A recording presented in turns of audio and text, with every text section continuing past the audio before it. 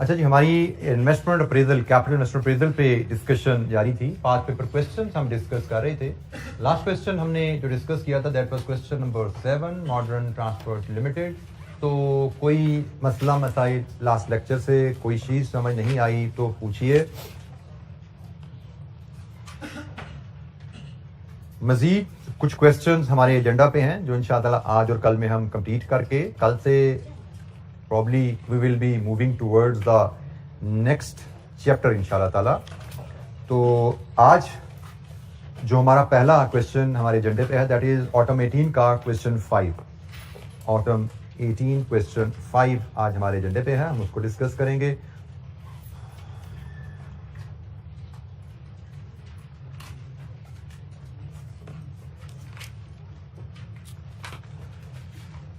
Gauff limited का question है जी, notes में पेज 63 पे, नोट्स में पेज 63 पे ये क्वेश्चन हमारे पास अवेलेबल है।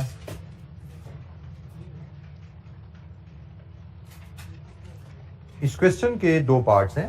पहला पार्ट हमारा नेक्स्ट चैप्टर से रिलेट करता है जो भी हमने पढ़ना है, ठीक है, तो हम इसलिए इसको अभी नहीं डिस्कस करेंगे। आप लेटेस्ट स्टेज पे जब हम नेक्स्ट चैप्टर पढ़ चुके होंगे फिर कभी रिवीजन में आएंगे तो इस रिक्वायरमेंट को पढ़ लीजिएगा। बड़ी सिंपल सी रिक्वायरमेंट है, नेक्स्ट चैप्टर पढ़ने के बाद इस रिक्वायरमेंट में कुछ भी नहीं है हमारे लिए। तो हम फिलहाल पार्ट बी पे फोकस करेंगे। पार्ट बी की रिक्वायरमेंट हमारी है on the basis of internal rate of return advise whether GL should acquire the new plant. IRR method use कीजिए और बताइए कि जीएल को प्लांट नया खरीदना चाहिए। 17 मार्क्स क्वेश्चन है जी, पार्ट बी हमारा। Goff Limited is engaged in manufacturing and sale of a single product Smartex. The existing manufacturing plant is being operated at full capacity but production is not sufficient to meet the growing demand of Smartex. Plant है, हम production कर रहे हैं but production sufficient नहीं है, demand ज्यादा है। GL is considering to replace it with a new Japanese plant. The production capacity of the new plant would be 50% more than the existing capacity. To assess the viability of this decision, the following information has been gathered. The purchase and installation cost of new plant would be 500 million and 25 million respectively. Purchase and installation 500 plus 25. Supplier would send a team of engineers to Pakistan for final inspection of the plant before it is commissioned. 50% of the total cost of 12 million to be incurred on the visit would be borne by GL. ये final inspection जो visit होगा 12 million इसकी cost है। 50% company beer करेगी, 50% carbon supplier beer करेगा। As a result of installation of the new plant, fixed cost other than depreciation would increase by 30 million. नए plant की वजह से फिक्स्ड कॉस्ट डेप्रिसिएशन के अलावा 30 मिलियन से बढ़ेंगी। The existing plant has an estimated life of 10 years. Currently plant चल रहा है, has an estimated life of 10 years and is in use for last 6 years. 10 साल लाइफ थी, 6 साल से इस्तेमाल हो रहा है। Plant's tax carrying value is 50 million. A machine supplier has offered to purchase the existing plant immediately at 45 million. Tax carrying value 50 है, अभी 50 मिलियन का 45 का पुराना बेच सकते हो। हम एवेल्युएट क्या कर रहे हैं कि पुराना प्लांट उसकी प्रोडक्शन कैपेसिटी इनसफिशिएंट है, पुराना प्लांट बेचे और उसकी जगह नया प्लांट ले ले। This is what we are evaluating. During the latest year 6 million, latest year जो साल अभी गुजरा है, 6 million units were sold at an average selling price of 550। Variable manufacturing cost was 450 per unit. GL expects that it can increase the sale volume by 25% in the first year after the plant installation. नया plant आ जाएगा तो 25% से अपनी cell बढ़ा पाएंगे। Thereafter, sales volume would increase by 4% per annum. The new plant would be depreciated under straight line method. Tax depreciation is calculated on the same basis. Residual value of the plant at the end of its useful life of 4 years is estimated at 60 million. नया plant उसकी useful life 4 साल है, 60 million का बिकेगा।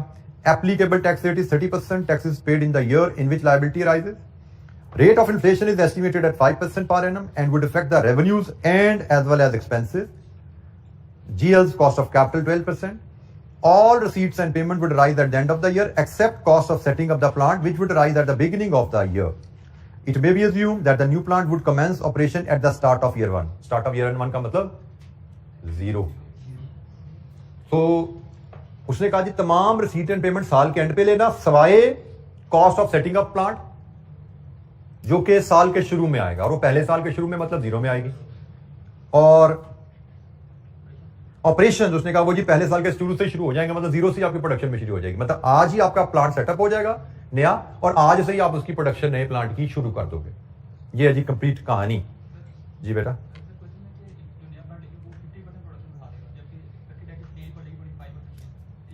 उसकी capacity है 50% ज्यादा, capacity 50% ज्यादा कि 50% ज्यादा तक जा सकता है। नया प्लांट 50% ज्यादा यूनिट्स प्रोड्यूस कर सकता है। प्रोड्यूस तो हम उतने ही करेंगे ना जितनी डिमांड है, जितने के कस्टमर्स हैं। तो जनाब ये जी हमारे पास सवाल है, इसमें थोड़ी सी चीजें उसने ऐड की हैं जो इससे पहले सवालों में नहीं आई हमारे पास। एक चीज पुराना प्लांट जिसको बेच के फिर नया प्लांट लेना है, तो उस पुराने प्लांट की डिस्पोजल की इंप्लीकेशन भी देखनी पड़ेगी। दूसरी चीज पुराना प्लांट ऑलरेडी उससे हम कुछ बना के बेच रहे हैं, तो अब नया प्लांट ले रहे हैं उससे एडिशनल प्रोडक्शन एंड सेल आने वाली है। तो ये एक डिफरेंट चीजें हैं जो हमने इससे पहले डील नहीं की। तो चलें इनसे कैसे डील करना है उस पर तो बात करेंगे, लेकिन सबसे पहली चीज जो हमें फैसला करना होता है कि भाई क्वेश्चन में इन्फ्लेशन आ गई है तो हमें क्या कैश फ्लोज को इन्फ्लेट करना है। तो आंसर इज यस, हमें कैश फ्लोज को इन्फ्लेट करना है क्योंकि कंपनी इज पेइंग टैक्सेस। जब कंपनी टैक्सेस पे करती है तो हमने सीखा हुआ है कि हम तमाम कैश फ्लोज को इन्फ्लेशन के साथ एडजस्ट करते हैं, इन्फ्लेटेड कैश फ्लोज बनाते हैं और इन्फ्लेटेड कैश फ्लोज को मनी कॉस्ट ऑफ कैपिटल पे डिस्काउंट करते हैं and this cost of capital is money. ये मनी कॉस्ट ऑफ कैपिटल है। कैसे पता लगा? क्योंकि ये रियल नहीं है, क्योंकि ये रियल नहीं है तो ये मनी है। ये हमारी जनरल गाइडलाइन है। तो हमारे पास जो डाटा अवेलेबल है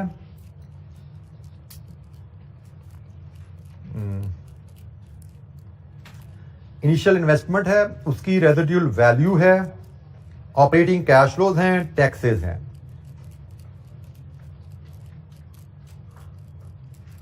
तो चलें जी हम फॉर्मेट ड्रॉ करते हैं और फिर वैल्यूज को एक्सट्रैक्ट करना शुरू करते हैं।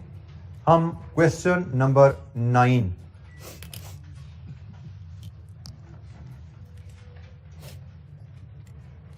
अच्छा जी क्वेश्चन नंबर 9 स्टार्ट करते हैं फॉर्मेट से। हमारी इनिशियल इन्वेस्टमेंट 0 में हमने लेनी है और 4 साल लाइफ है, टैक्सेस भी सेम ईयर में है और वैल्यूज हमें जो गिवन है इन्वेस्टमेंट की वो मिलियंस में है। तो हम मिलियन में डाटा लेके चलेंगे और 0 से लेके 4 तक हमें कॉलम चाहिए। हर साल कैश फ्लोज इन्फ्लेशन की वजह से बदलेंगे। Money cash flows money cost of capital पे डिस्काउंट होने हैं। 0 से लेके 4 तक हमें चलना है। तो जनाब हम सबसे पहले तो मेन अपना टेबल बनाते हैं 0 1 2 3 4। टेबल की टॉप पे हम बताएंगे हम फिगर्स मिलियंस में ले रहे हैं। अच्छा जी हमारी जो कैश फ्लोज हैं, एक इनिशियल कैपिटल इन्वेस्टमेंट है। इसमें हमने जो चीज सीखी हुई है कि हम 0 में इन्वेस्टमेंट ले लेते हैं और यहां पे रेजिडुअल वैल्यू एक ही लाइन में ट्रीट कर लेते हैं। इसके बाद हम नेट ऑपरेटिंग कैश फ्लोज लेते हैं और फिर टैक्सेशन। इसके अलावा हमें यहाँ पे कोई मजीद लाइन आइटम की जरूरत शायद नहीं है। नेट ऑपरेटिंग कैश फ्लोज को हम वर्किंग 1 में डील कर लेंगे। तो जब यहाँ पे टैक्सेशन ले ली तो ये जनाब नेट कैश फ्लोज आ जाएंगे। फिर हमें IRR लेनी है। कॉस्ट ऑफ कैपिटल हमें दी गई है 12%, तो हम 2 डिस्काउंट फैक्टर अभी चूज कर लेते हैं। एक डिस्काउंट फैक्टर हम 5% पे ले लेंगे, प्रेजेंट वैल्यू और नेट प्रेजेंट वैल्यू एट 5%। फिर दूसरा फैक्टर हम से 20% का ले लेते हैं, इस पे प्रेजेंट वैल्यू और नेट प्रेजेंट वैल्यू एट 20%। और फिर हम इंटरपोलेशन से IRR ले आएंगे। इंटरपोलेशन का फार्मूला वो भी जनाब हमारे पास अवेलेबल है और हमसे कहा गया है on the basis of IRR advise. फिर IRR कैलकुलेट करके हमें डिसीजन भी देना है, और डिसीजन हम देते हैं IRR वर्सेस 12%। ये हमारा डिसीजन होगा IRR वर्सेस 12% के ऊपर। हम IRR लाएंगे और 12% से कंपेयर करेंगे और फैसला दे देंगे कि हमारे लिए प्रोजेक्ट फीजिबल है या नॉट फीजिबल है। ये जी हमारा क्वेश्चन का कंप्लीट फॉर्मेट।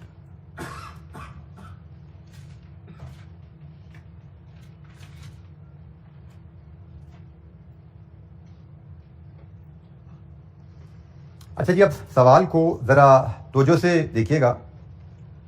हमने मनी कैश फ्लो लेने हैं और मनी कैश फ्लोज के बारे में हमें पता है कि सिर्फ जो 1 ऑनवर्ड जो कैश फ्लोज हैं उन पे इन्फ्लेशन का इफेक्ट कंसिडर किया जाता है, क्योंकि inflation only effect future cash flow. जो इनिशियल इन्वेस्टमेंट जीरो में जो कैश फ्लोज हैं उन पे इन्फ्लेशन इम्पैक्ट नहीं होता। तो जीरो में हमारे साथ क्या होने वाला है, 500 मिलियन का हमने प्लांट खरीदना है, 25 मिलियन इसकी इंस्टॉलेशन हमने पे करनी है, ये भी कैपिटल कॉस्ट है, प्लस 12 मिलियन का 50% भी हमने बियर करना है। ऐसा यार, माइनस ये तो पैसा हमारी जेब से जाना है, लेकिन अगर हमने नया प्लांट लगाना है तो पुराना बेचना भी तो है, उससे कुछ पैसा आना भी है। तो हमारा जो कैपिटल कैश फ्लो टोटल होना है वो 45 वापस आना है जी। तो जनाब ये हमारा टोटल कैपिटल इन्वेस्टमेंट हमारी जेब से निकलनी है। अगर हमने ये प्रोजेक्ट शुरू करने हैं तो हमारी जेब से कितना पैसा आउटफ्लो होना है, तो जनाब कितना आउटफ्लो होना है, 486 मिलियन हमारी जेब से आउटफ्लो होना है। जीरो में हमारा आउटफ्लो 486 है। और 4 साल बाद ये प्लांट जब हमने बेचना है तो हमें बताया गया है नोट नंबर 5 का आखिरी जुमला, इसकी रेजिडुअल वैल्यू 60 मिलियन है। रेजिडुअल वैल्यू के बारे में हम क्लियरली डिस्कस कर चुके हैं कि जनरल अजम्पशन हमारी रहती है रेजिडुअल वैल्यू मनी टर्म में है, इन्फ्लेटेड वैल्यू है, अनलेस इसके साथ लिखा हो रियल टर्म में रेजिडुअल वैल्यू 60 है। अगर वो लिखेगा रियल टर्म में रेजिडुअल वैल्यू तो ही हम उसको रियल टर्म समझेंगे। अगर वो इंडिकेशन देगा ये रियल टर्म है तभी हम इसमें इन्फ्लेशन ऐड करेंगे। उसने रेजिडुअल वैल्यू के साथ ऐसा कोई जुमला नहीं लिखा, उसने कहा जी रेजिडुअल वैल्यू 4 साल बाद 60 है, तो हमारी अजम्पशन रहेगी ये मनी कैश फ्लो है 60। लीजिए जी, इनिशियल इन्वेस्टमेंट को हमने डील किया, नेट ऑपरेटिंग कैश फ्लो की तरफ जाना है हमें। तो नेट ऑपरेटिंग कैश फ्लो के लिए उसने जो हमें डाटा दिया हुआ है, प्राइस, वेरिएबल कॉस्ट से कंट्रीब्यूशन आता है, वॉल्यूम से मल्टीप्लाई करें टोटल कंट्रीब्यूशन होता है, और फिर फिक्स कॉस्ट का भी जिक्र है। ठीक हो गया। तो ये उसने हमें इंफॉर्मेशन दी हुई है, हमें इस इंफॉर्मेशन को यूज करके ऑपरेटिंग कैश फ्लोज बनाने हैं। तो ऑपरेटिंग कैश फ्लो बनाने के लिए हम जो फॉर्मेट चूज करेंगे, इन्फ्लेशन रेट तो एक ही है ना, इसका मतलब प्राइस को और वेरिएबल कॉस्ट को अलग-अलग इन्फ्लेट करने की जरूरत नहीं है। हम कंट्रीब्यूशन पर यूनिट बना के उसको इन्फ्लेट करेंगे और उसको यूनिट से मल्टीप्लाई कर देंगे। अच्छा, जब हम वर्किंग वन बनाते हैं नेट ऑपरेटिंग कैश फ्लो के लिए, 4 साल हमारा बिजनेस चलना है, तो 4 कॉलम में हम बनाएंगे वर्किंग।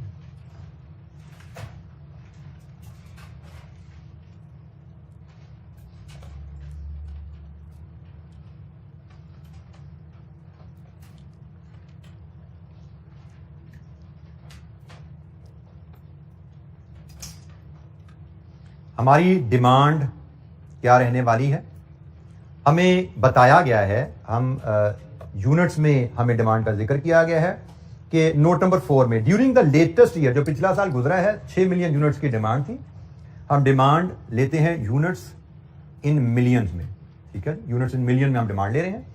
6 मिलियन की डिमांड थी, कहा गया है जी पहले साल 25% इजाफा आएगा, उसके बाद सालाना 4% इजाफा आएगा। तो जनाब पहले साल हम 6 मिलियन यूनिट्स का 1.25 7.5 मिलियन यूनिट्स बेचेंगे और onward last year cell into 1.04 7.80 next sorry 8.12 and the last 8.44। ये जी अगर हम प्लांट लेंगे तो सालाना कितने यूनिट्स बेचेंगे। अच्छा, यहां पे आपको एक तवज्जो चाहिए, सालाना हम जरूर इतने यूनिट्स बेच रहे हैं, लेकिन क्या ये सारे यूनिट्स नए प्लांट में इन्वेस्टमेंट की वजह से बिक रहे हैं? अगर नया प्लांट ना होता हमारे पास तो 6 मिलियन तो पहले ही बेच रहे थे। नए प्लांट की वजह से तो सिर्फ एडिशनल यूनिट बिक रहे हैं ना। तो ये रेलेवेंट कैश फ्लो की बात कहीं हुई थी। रेलेवेंट कैश फ्लोज क्या होते हैं? जो हमारे डिसीजन की वजह से बदले। तो रेवेन्यू, कॉस्ट या कंट्रीब्यूशन की बात करें तो भाई 6 मिलियन पे कंट्रीब्यूशन तो हम पहले ही कमा रहे थे इस नए प्लांट की वजह से। तो जो एडिशनल यूनिट्स का कंट्रीब्यूशन है वो हमें मिल रहा है। तो हम जनाब इसमें से लेस कर देंगे एग्जिस्टिंग सेल्स, तो हमें मिलेगा जी इंक्रीमेंटल सेल्स। एग्जिस्टिंग सेल्स हमारी 6 मिलियन की हैं, वो हम यहां से लेस करेंगे तो हमें मिलेगा हमारे नए प्लांट की वजह से सेल्स कितनी होने जा रही हैं। तो जनाब ये 1.50 million, 1.80 million, 2.12 million and 2.44 million, ये है जी नए प्लांट की वजह से सेल। डिसीजन मेकिंग में इंक्रीमेंटल कैश फ्लोज रेलेवेंट होते हैं। आपके फैसले की वजह से आपको एडिशनल इनफ्लो या आउटफ्लो आ रहा है, वो रेलेवेंट है। हम प्लांट नहीं भी लगाते तो 6 मिलियन तो पहले बेच रहे हैं। प्लांट लगाने की वजह से ये यूनिट्स हम बेच पाएंगे। अब इनको हम मल्टीप्लाई कर दें कंट्रीब्यूशन पर यूनिट के साथ, कंट्रीब्यूशन पर यूनिट के साथ, तो जनाब हमारा एनुअल कंट्रीब्यूशन आ जाएगा। और एनुअल कंट्रीब्यूशन में से हम लेस कर दें अगर इंक्रीमेंटल फिक्स्ड कॉस्ट, तो हमें नेट ऑपरेटिंग कैश फ्लोज मिल जाएंगे, जो कि हमारी पहली आइटम है जो हमें ऊपर एक्सटेंड करनी है। क्लियर जी बात? ये यूनिट्स हैं, यूनिट्स इन मिलियन, इनको हम कंट्रीब्यूशन पर यूनिट रुपीज निकाल के उससे मल्टीप्लाई करेंगे। Annual contribution rupees in million में आ जाएगा। इंक्रीमेंटल फिक्स कॉस्ट भी रुपीज इन मिलियन में लेस करेंगे तो नेट ऑपरेटिंग कैश फ्लोज हमारे पास आ जाएंगे। क्योंकि हमारे पास ऑपरेटिंग कैश फ्लोज की 3 ही वैल्यूज यहां पे गिवन थी, एक प्राइस थी और एक वेरिएबल कॉस्ट थी, वो यहां पे कवर हो जाएंगे, प्राइस और वेरिएबल कॉस्ट। और एक तीसरी आइटम फिक्स कॉस्ट है जो कि हम यहां पे कवर कर रहे होंगे। अच्छा जी, हमें क्वेश्चन में बताया गया है, अगर आप क्वेश्चन में नोट नंबर 4 पे ही आओ, नोट नंबर 4 नोट्स में क्वेश्चन में बुक पे पेज 63 पे आइए। Note 4 page 63। During the latest year 6 million units were sold at an average selling price of 550। Variable manufacturing cost was 450 value during the latest year. मतलब पिछले साल आपने 550 रुपए की प्राइस पे यूनिट बेचे और पिछले साल उनकी कॉस्ट 450 थी। कंट्रीब्यूशन पर यूनिट पिछले साल 550 माइनस 450 रहा, ये तो पिछले साल है ना। हमें तो पहला कंट्रीब्यूशन 1 में चाहिए। ये कंट्रीब्यूशन पिछले साल का है, हमारा पहला कंट्रीब्यूशन हमें फ्यूचर का चाहिए। ये पास्ट है, हमें फ्यूचर का चाहिए। तो फ्यूचर में जब लेके जाएंगे पास्ट वैल्यूज को, तो इन्फ्लेशन कितना, क्या रेट है इन्फ्लेशन का? 5%। तो हमने कहा जी into 1.05 raise to power n कर देते हैं तो काम खत्म हो गया। n हमें पता है correspond with the year, n correspond with the year. तो जनाब पहला कंट्रीब्यूशन कितना है? 105। दूसरा जी 110.25। तीसरा 1176। Last one 55। लीजिए जी, एनुअल कंट्रीब्यूशन आप यहां से ले आइए। Incremental sales into contribution per unit rupees in million आ जाएंगे, क्योंकि यूनिट्स हमारे पास मिलियन में ऑलरेडी, रुपीज से मल्टीप्लाई करें मिलियंस में आएंगे। जनाब 157.5, 0.45,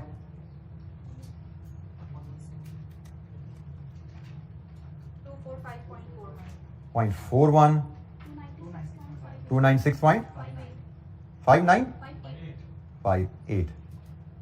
लीजिए जी, ये एनुअल कंट्रीब्यूशन हमारे पास आ गया। आपने क्वेश्चन को पढ़ते हुए बड़ा केयरफुली वैल्यूज कैलकुलेट करनी है और वैल्यूज की टाइमिंग को भी सेट करना है। ये value contribution 100 rupees per unit है और ये पिछले साल का है, लिखा हुआ क्वेश्चन में, ठीक है। ये पिछले साल का है, इसलिए जब हमने 1 का कंट्रीब्यूशन लेना है तो इन्फ्लेशन के बाद आएगा। 2 का contribution, 2 inflation, 3 inflation, 4 inflation. Annual contribution में से हम, बल्कि मैं इसमें यहां पे अगर एक वर्ड और ऐड कर दूं, इंक्रीमेंटल का वर्ड यहां पे मैं ऐड कर दूं, ये इंक्रीमेंटल सेल वॉल्यूम था और इंक्रीमेंटल सेल वॉल्यूम को हमने कंट्रीब्यूशन पर यूनिट से मल्टीप्लाई करके इंक्रीमेंटल एनुअल कंट्रीब्यूशन ले लिया। और अब हमें इंक्रीमेंटल फिक्स कॉस्ट लेनी है। इंक्रीमेंटल फिक्स कॉस्ट का नोट है जी हमारे पास, कौन सा? Note number 2। नोट नंबर 2 में कहता है as a result of installation of the new plant fix cost other than depreciation would increase by 30 million. अब मैंने आपको अभी यहां पे जुमला बोला कि आपको कैश फ्लो भी सेस करना है, उसका टाइमिंग भी सेस करना है, क्योंकि कैश फ्लो और टाइमिंग पता होगी तो इन्फ्लेशन सही ऐड करोगे। तो हमने कहा जी ये कैश फ्लो लेटेस्ट पिछले साल का है, तो इसलिए पहले साल के उसमें इन्फ्लेशन ऐड कर दो। Now what about this 30 million, क्या ये पिछले साल की कॉस्ट है? उसने कहा है कि भाई अगर आप ये प्लांट लगाओगे तो फिक्स कॉस्ट में 30 मिलियन का इजाफा होगा। पिछले साल की बात नहीं हो रही, अगले साल की बात हो रही है। इंक्रीमेंटल फिक्स कॉस्ट 30 होगी पहले साल, लेकिन इसके बाद 5% का इजाफा आएगा। लास्ट ईयर कॉस्ट इंटू 1.05, ये जिसकी वर्किंग बनेगी। ठीक हो गया? पहले साल की 30 आ गई, अब 30 into 1.05, 31.5। Another inflation 33.08, last one 7.3। लीजिए जी net operating cash flows, incremental contribution minus 127.50। अच्छा जी, net operating cash flows period 1 127.5, year 2 166.95, 2121.33.85। लीजिए जी, ये हमारे पास नेट ऑपरेटिंग कैश फ्लोज आ गए। इन ऑपरेटिंग कैश फ्लोज को अब हम एक्सटेंड करेंगे अपनी मेन शीट में। ऊपर जो हमारे पास डाटा है एनपी आईआरआर कैलकुलेशन का, लेट्स पोस्ट देम हियर। तो जनाब पहला कैश फ्लो 127.5 इनफ्लो, दूसरा कैश फ्लो 166.95 इनफ्लो, तीसरा कैश फ्लो 212.33, चौथा कैश फ्लो 261.85। अच्छा जी, अब हमने टैक्सेशन कैलकुलेट करनी है वैल्यू। टैक्स के लिए यू शुड रिकॉल, हमें यहां से आगे, अच्छा जी, नेट ऑपरेटिंग कैश फ्लोज से अब हमने टैक्सेशन पे जाना है। हम इसी वर्किंग को एक्सटेंड करते हैं और हमने क्या सीखा हुआ है, हमें क्या करना है, इसमें से फिक्स कॉस्ट ऑलरेडी माइनस कर चुके हैं, हमें लेस करनी है डेप्रिसिएशन। हमें टैक्स डेप्रिसिएशन माइनस करनी होती है। तो जनाब टैक्स डेप्रिसिएशन के लिए हमें क्या मेथड अवेलेबल है यहाँ पे? 25% स्ट्रेट लाइन। हमें स्ट्रेट लाइन मेथड अवेलेबल है और स्ट्रेट लाइन मेथड के तहत डेप्रिसिएशन हम यहीं पे कैलकुलेट कर लेते हैं। हमारी इनिशियल इन्वेस्टमेंट कितनी है प्लांट में?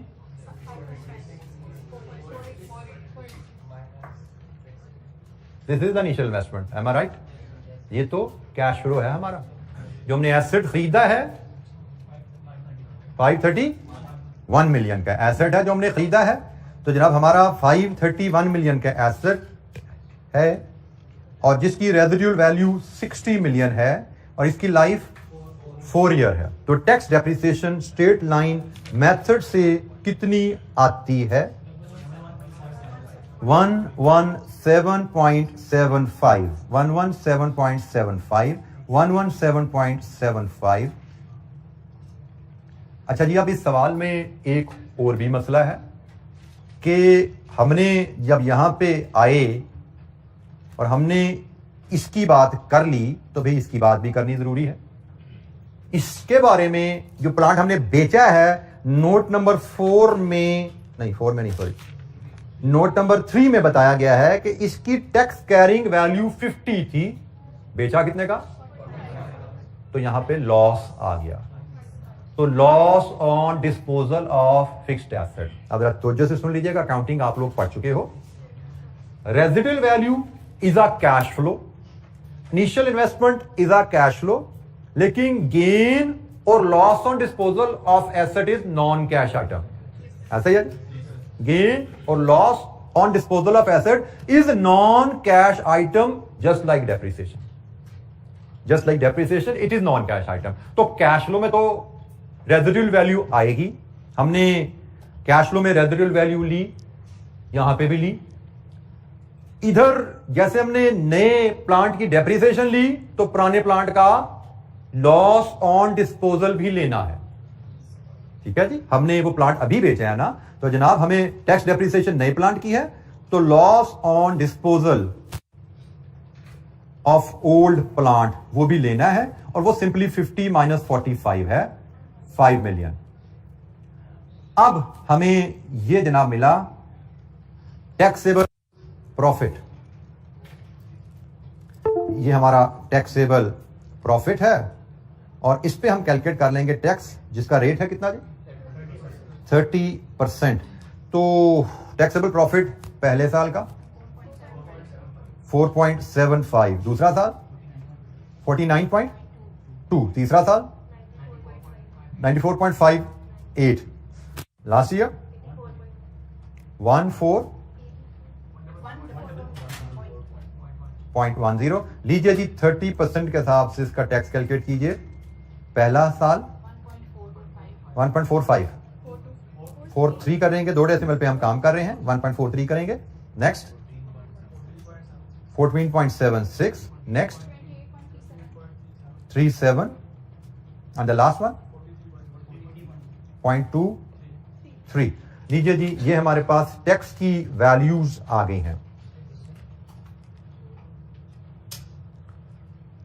4 साल का डेटा, 4 साल का टैक्स हमारे पास है। कोई क्वेश्चन? अब आपने यहां पे जो चीज नोट की कि पिछले किसी सवाल के मुकाबले में यहां पे क्या क्या बदला। एक ये एडिशनल आइटम आई, मैं अगर चलें हाईलाइट करता जाऊं, पिछले किसी सवाल के मुकाबले में एक ये एडिशनल आइटम आई, एक ये एडिशनल आइटम आई, और एक ये एडिशनल वर्किंग बनी। ठीक है जी, तो अगर हमें बेसिक्स पता है कि इंक्रीमेंटल कैश फ्लोज का कॉन्सेप्ट रेलेवेंट कैश फ्लोज के लिए यूज होता है, तो चांसेस आर देयर कि हम इनमें से 3 चीजें, अगर हमें किसी सवाल में, अनसीन सवाल में 3 या 4 चीजें नहीं आती हैं, बेसिक्स अगर हमारी स्ट्रांग होगी तो सवाल को हम 2-3 दफा पढ़ने के बाद 4 में से 2-3 शायद चारों ही चीजें पिक कर पाएंगे। और अगेन अगर हम कोई चीज पिक नहीं कर पाते, फॉर एग्जांपल आपने यहां पे वॉल्यूम में ये लेस नहीं किया, तो वॉल्यूम की कैलकुलेशन के 1 नंबर होंगे या 2 नंबर होंगे। 17 नंबर का सवाल है, 2 नंबर कट जाएंगे, 15 फिर भी आएंगे। आपने लॉस ऑन डिस्पोजल को पिक नहीं किया, 1 नंबर कट जाएगा। आपने यहां पे रेजिडुअल वैल्यू को पिक नहीं किया, 1 नंबर कट जाएगा। तो 2 नंबर 4 नंबर कट भी जाए हमारे, अगर सवाल पूरा किया होगा, हमने IRR निकाल दिया होगा एग्जामिनर के लिए, तो 17 में से 13-14 नंबर हम लेके आगे जाएंगे, जो बड़ा अच्छा स्कोर होता है। तो फिर मैं वही एम्फसाइज करता हूं, पेपर को कंप्लीट करने पर तवज्जो करनी है। हमारी स्टूडेंट की एक साइकी होती है कि हमें सवालों में जो चीज नहीं आती ना, उस पर हम स्टक हो जाते हैं, हमारा दिमाग उस पर जाके चिपक जाता है कि मुझे सवाल में ये चीज नहीं आती। इस बैरियर को आपने क्रॉस करना है। हमारा फोकस, हमें पता है कि भाई एग्जाम में ऐसी चीजें आएंगी जो हमें शायद ना आती हो, हमें पता है, बट हमें यह भी पता होना चाहिए कि हमें ऐसी चीजों से हमारे पास फेल पे इंशाअल्लाह फर्क नहीं पड़ने वाला, क्योंकि हमें जो चीजें आती होंगी वो मोर देन सफिशिएंट हैं हमें पास करवाने के लिए, प्रोवाइडेड हम वो एग्जाम में सारी परफॉर्म करके आए। प्रॉब्लम होती ही तब है कि जो चीजें हमें नहीं आती वो हमें दिमाग में चिपकती हैं, आगे चलने नहीं देती हमें, और इसकी वजह से हम जो चीजें आती हैं वो परफॉर्म नहीं कर पाते, एंड में टाइम शॉर्ट हो जाता है, और जो आती हैं वो भी गलत कर आते हैं। तो एक्सेप्ट करना चाहिए एग्जाम में जाते हुए कि हमें हर चीज एग्जाम में नहीं आती होगी, और एग्जाम में क्वेश्चन में एक वैल्यू नहीं आती तो उसका मतलब यानी कि सवाल गलत है। मार्किंग स्कीम, इसलिए मैं बार बार एम्फसाइज करता हूं, मार्किंग स्कीम को देखिए। यहां पे बहुत ज्यादा सवालों की मार्किंग स्कीम अनफॉर्चुनेटली मैं शामिल नहीं कर पाया, लेकिन आगे चलेंगे कुछ सवालों पे मार्किंग स्कीम हमें जहां पे मिली की वो मैं आपसे शेयर कर लूंगा, so that you get fair idea कि मार्क्स कैसे डिस्ट्रीब्यूट होते हैं। जैसे मुझे लगता है कि अगला सवाल जो हमने करना है, क्वेश्चन नंबर 12, उसकी मार्किंग स्कीम हमारे पास अवेलेबल होगी। हमें क्वेश्चन नंबर 13 भी करना है, उसकी मार्किंग स्कीम भी हमारे पास अवेलेबल होगी। तो अगले जो 2 क्वेश्चन है उनका मार्किंग स्कीम को भी देखेंगे और उसको भी डिस्कस करेंगे, ताकि हमारा कॉन्फिडेंस और ग्रिप अच्छी हो। तो जनाब टैक्सेशन की फिगर तो कैलकुलेट कर ली हमने, तो इसके बाद तो हमें सिर्फ कैश फ्लोज लेने हैं।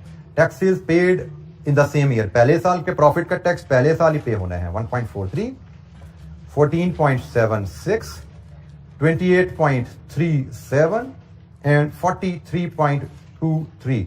तो टोटल कीजिए, नेट कैश फ्लो 0 में 486, 1 में 126.07, 152.19, 183.96, 218.62। लीजिए जी, ये हमारे कैश फ्लोज हमारे पास हैं। अब एग्जामिनर की प्रेजेंटेशन 278.62। अच्छा जी, एग्जामिनर की प्रेजेंटेशन हमारे से काफी डिफरेंट है। उसने रोज कॉलम वर्किंग और तरह से प्रेजेंट की हुई है, लेकिन मैं यही चेक कर रहा था, मैं इसी फिगर का रुक गया था, वैल्यू कोई गड़बड़ होगी, वो भी आपने ठीक करा दी। हमारी 1, 2, 3 ये वैल्यूज इससे एग्जैक्टली मैच है, और यहाँ पे राउंडिंग ऑफ डिफरेंस है, थोड़ा सा कैलकुलेशन का पैटर्न बदलने से, तो इट डज नॉट मैटर। सो उसने जैसे भी कैलकुलेट किया, जैसे भी चीजें प्रेजेंट की, मैं कोशिश करता हूं कि एक जो फॉर्मेट हमने डेवलप कर लिया हुआ है उसी पैटर्न पे चलते रहें। यहां पे हमें डिफरेंट क्वेश्चन में डिफरेंट फॉर्मेट नजर आएंगे, हमें उससे वरी नहीं है, एज लॉन्ग एज हम इस वैल्यू को, नेट कैश फ्लो को मैच करवा पा रहे हैं अपने प्रेजेंटेशन मेथड से, we are okay with it, हमें इसमें कोई मसला नहीं है जी। जरा IRR कैलकुलेट करके मुझे दिखाएं, जरा काफी देर होगी IRR हमने कैलकुलेट नहीं किया क्लास में, फटाफट इसको जरा IRR कैलकुलेट करके दीजिए जरा।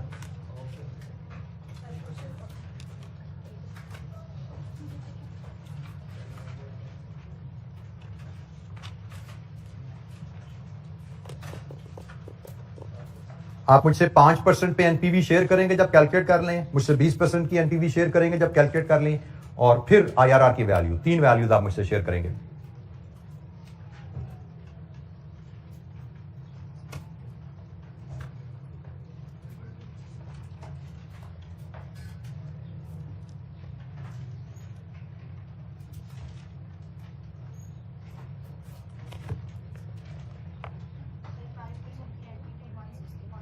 वन 60.30 पॉजिटिव, वेरीफाई करते जाइएगा जी। ये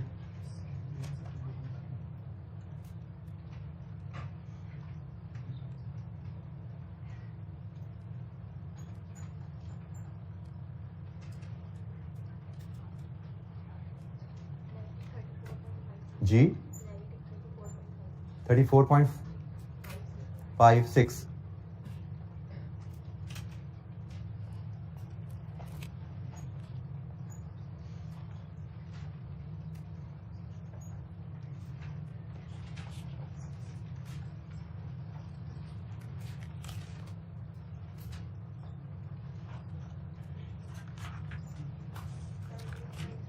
जी IRR इज 17.34%, और जब हम IRR से कंपेयर करते हैं 17.34 को कॉस्ट ऑफ कैपिटल से, कॉस्ट ऑफ कैपिटल से ज्यादा IRR, तो इसका मतलब project is feasible. Evaluate the project is feasible.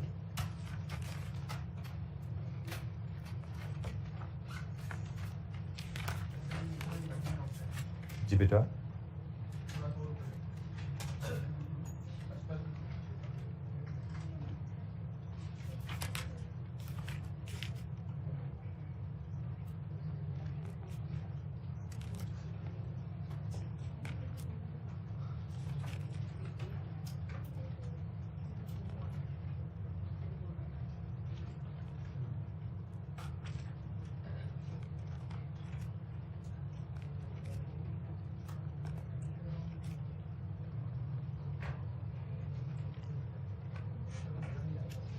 बेटा